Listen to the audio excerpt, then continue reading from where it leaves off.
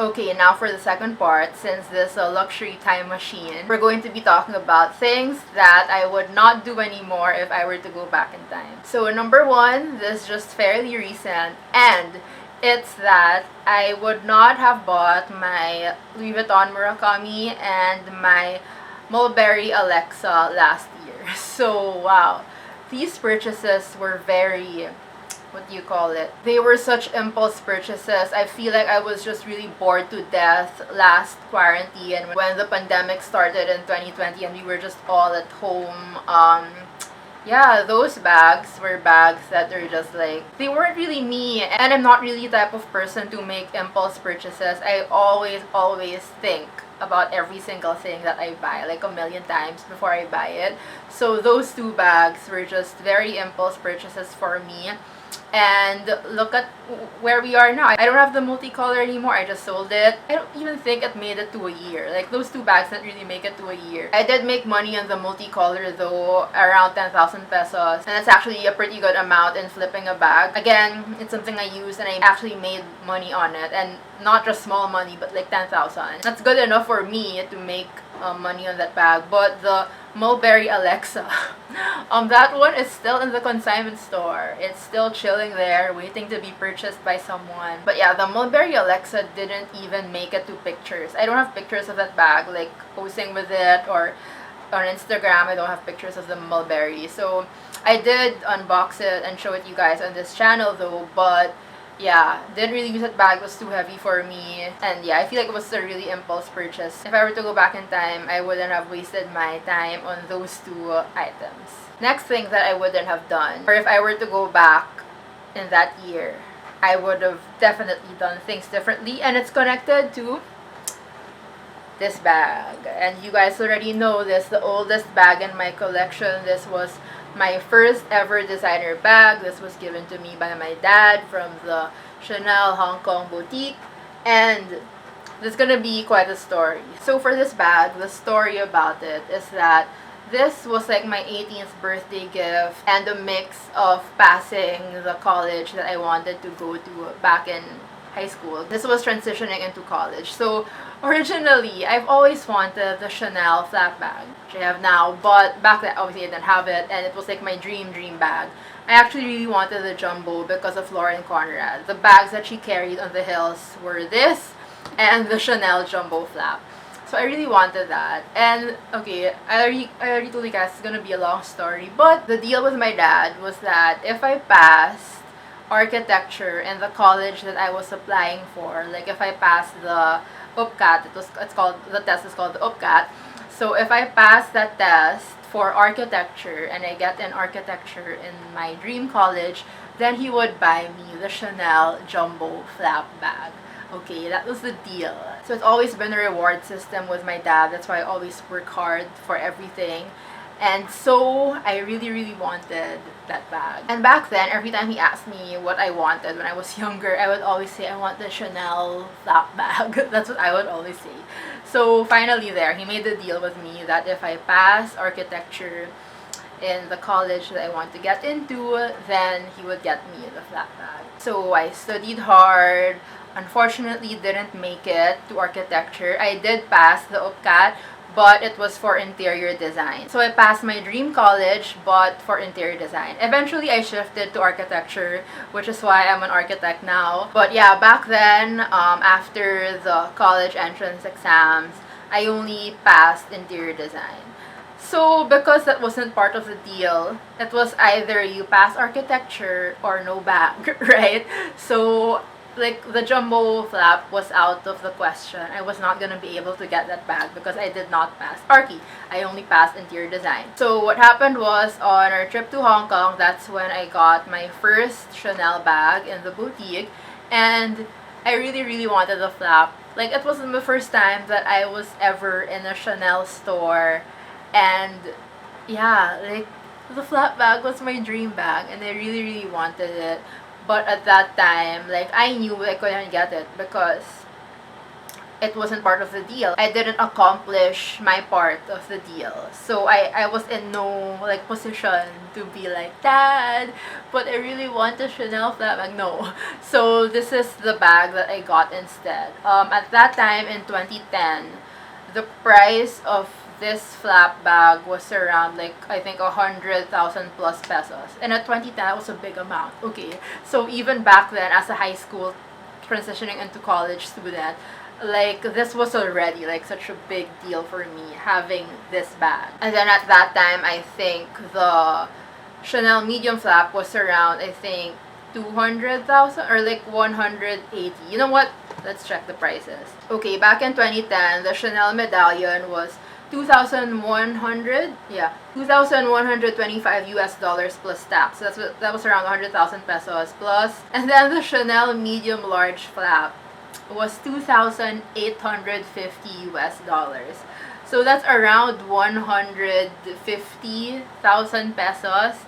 And since I wanted the jumbo that time, I think it was like around 180. I remember this. I still remember being in this store and being so near yet so far to my dream bag, you know. But yeah, the Chanel medium large flap was around 2,850 US dollars in 2010. And looking back now, I know like back then I just accepted what I could get, because even getting this bag was already like such a dream for me. But if I were to go back in time, I would have been like, Dad, did you know that if you get me the Chanel flat bag instead, it would be worth almost 400,000 pesos in 2021? Whereas this Chanel medallion, although I still really love it, it's now discontinued. So I feel like that's what I would have told my dad. I would have been like, Dad, I know the medium flap is 150, 180, I don't know, 1,000 pesos right now. But did you know that if you buy me this bag, in 10 years time, it will be more than double the price? I feel like that's what I would have told him if I were to go back in time. Like, wow. Or I would have probably begged, like, Dad, no, like, did you know it's gonna be like 400,000 in 10 years and I wouldn't be able to afford it anymore, so please get it for me, like, this is an investment. That's what I would have said.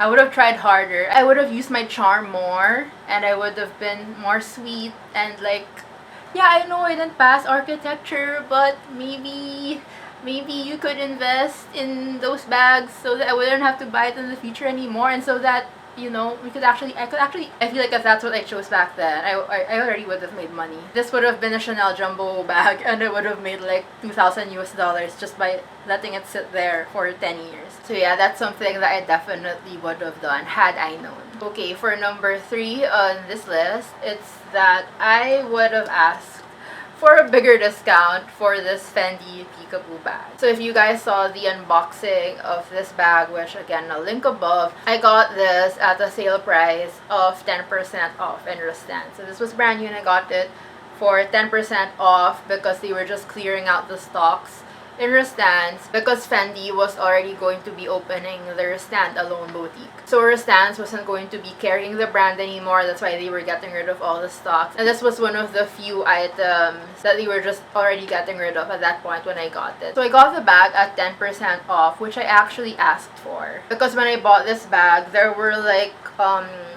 creases on the leather, which you can't even see now. That's why I really knew that it was a good deal, because I knew that once I start using the bag, the creases would go away. So when I first bought this bag, there were like creases, like light creases on the leather, which I'm not sure if you can still notice if I angle it. So there were light creases, but it was still selling for regular price. So what I asked was, can you ask your manager if I could get the discount on this bag? So it was in the store, but the price wasn't listed as a sale item, so it was regular. So it was me. I was the reason that I got the 10% off. Now, she went in. I didn't ask them a certain amount or percentage for the discount. I just asked, is it possible, could I get the discount? Because there's already like small creasing on the leather.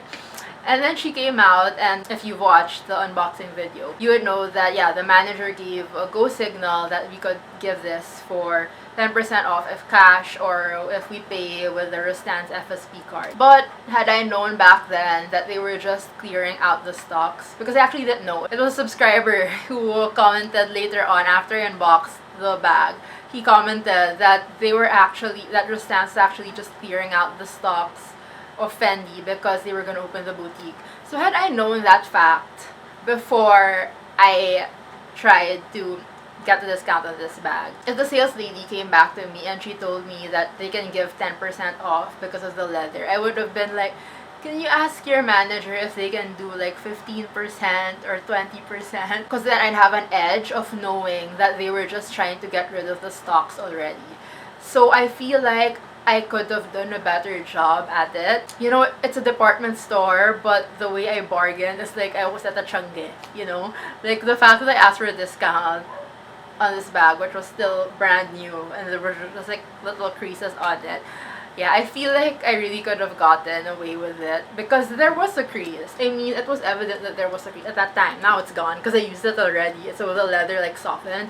But yeah, the crease was evident. So I feel like if they gave me like a 10% discount and I knew that they were just trying to get rid of the stocks, I would have been like, oh, but can't you do like maybe 15 or 20? I feel like I would have gotten like a bigger discount off of this. So yeah, maybe if I were to go back in time, that's one thing that I would have done differently. I would have tried to do a better bargain with that. Because yes, I did get a good discount, but I feel like I could have gotten more. Okay, now finally we're on to the last item that I would have done differently if I were to go back in time. And that is related to Chanel again. And it's that I sold my Chanel mini flap bag and my Chanel wallet on chain too soon. So as much as I did great on the timing of my Gucci Marmont, where I was able to buy it and sell it without losing money, I also did great on the timing of purchasing the flap bags. I've also had some mistakes, or well, not really mistakes, but like I could have done better in terms of reselling these items. So the Chanel mini flap and the Chanel walk I sold too soon. Though again, because they're Chanel, I didn't lose money on them. I actually made money, but it was very small as compared to what I could have gained had I sold them later on. So these are the details of those two sales. So I just put them down here. So the Chanel mini flap bag, it was a rectangular mini. I had that for I think about a year, maybe a year and a half also. I got that for 135,000 back then. And yes, again, you can't buy a Chanel mini at that price anymore in 2021. So it's like, truth be told, I really got all these items at really great prices. Like these are like winner prices, okay? Winning prices for sure. So there, the Chanel rectangular mini flap, I got that for 135,000 back in the day. Used it for about a year and a half, and then I sold it. I was trying to sell it for 150. So I was trying to make 15,000 off of this bag at that time. So 155. I posted it. I also had it consigned, but the markup in the consignment shop was quite high, so it took a while to sell. So I ended up actually selling it myself. So from 150, 55, the buyer offered 140. So I listed I think 150, 155 on a Facebook group, and then the buyer offered 140,000 for it. So I made 5,000, which is, you know, I guess like back then it was okay because I just really didn't need the bag anymore. And yeah, back then 140,000 for the rectangular flap was good enough. It was a good enough price. So when someone made that offer of 140, I was just like, okay, this was before, pre-price increase obviously, because I would be stupid to sell it at that price now. So yeah, I sold that one for 140, made 5,000 off of it after using it for like a year.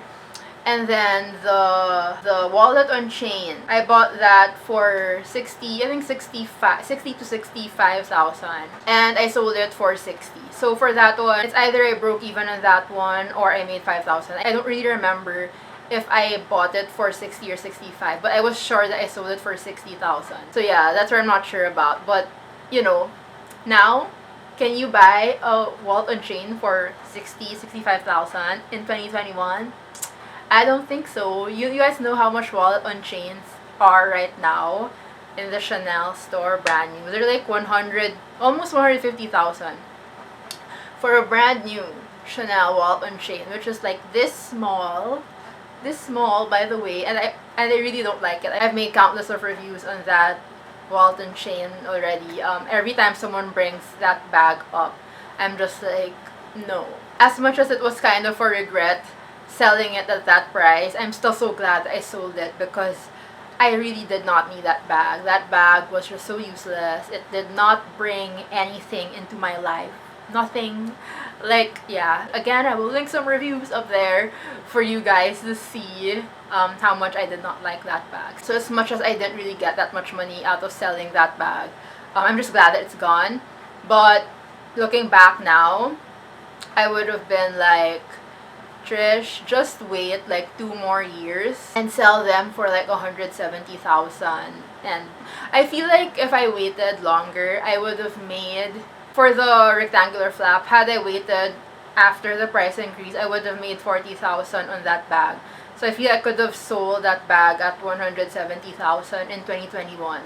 And for the wallet on chain, I feel like I could have made like 20,000 selling that bag now. I feel like it would still sell at 85,000 if I were to sell the wallet on chain now at 85 had I held on to both bags. So I didn't exactly lose money on those bags back then, but looking back at it now, if I kept it, I would have made a lot of money. I probably would have kept it had I known all these price increases were going to come in 2020, 2021. So those were all my should've, would'ves in my luxury time machine tag video. And I hope you guys enjoyed listening to my stories as much as I enjoyed telling them to you guys. That was actually a pretty fun trip to memory lane. It's been quite a while since I've accumulated all the bags in my collection. And yeah, those were some things that I could have definitely went back in time to change or not change and continue as how they were. So yeah, again, if you guys enjoyed this video, I would appreciate it if you could hit that like button down below to help the YouTube algorithm, and follow me on Instagram if you're interested. And if you haven't subscribed yet, I would appreciate it if you could also subscribe to this channel. Thanks guys, and I will see you soon in my next video. Bye!